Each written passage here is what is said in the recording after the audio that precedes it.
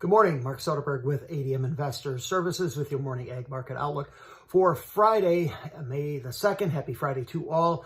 Mostly higher trade across the ag space overnight as we await today's employment data from April. Wheat is the upside leader right now, about 9 to 11 better. Corn is 2 to 3 higher. Mostly higher in the bean complex, 4 to 5, 3 to 5 better in the beans, $3 better in the meal, while bean oil has backed off about 50 points. Yesterday's census crush report showed nearly 207 million bushels of beans were processed in the month of March. That was up 1.6% from a year ago and slightly above expectations. It also represents a record high for the month of March. In the first 7 months of the 24-25 marketing year, crush has reached 1.439 billion bushels. That's up 4.8% from a year ago.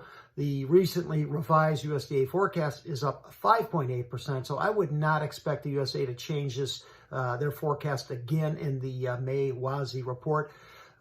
Bean oil stocks, they jumped 8% to 2.079 billion. That was above expectation and likely what's weighing on bean oil prices here this morning. Also, after the close yesterday, the USDA reported 454 million bushels of corn was used in the production of ethanol.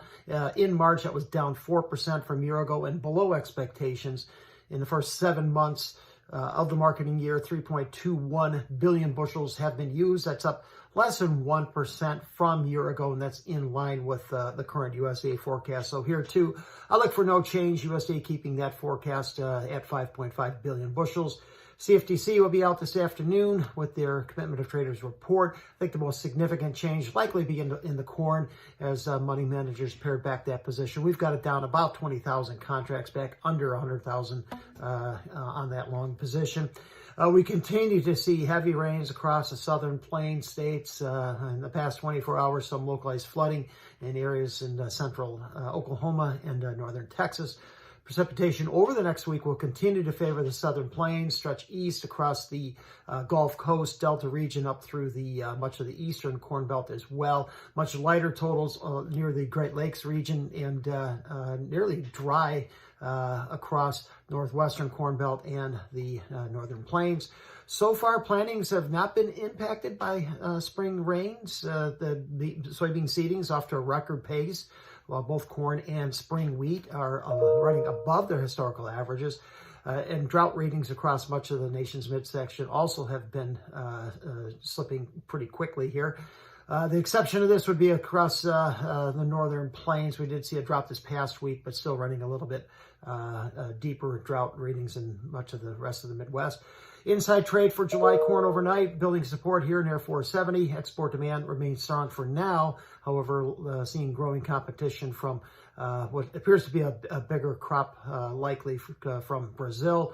July soybeans continue to chop around about a 1040 to 1065 range. U.S. exports remain surprisingly strong in face of all the trade drama. Still waiting to see if U.S. and China can sit down and address a current trade standoff.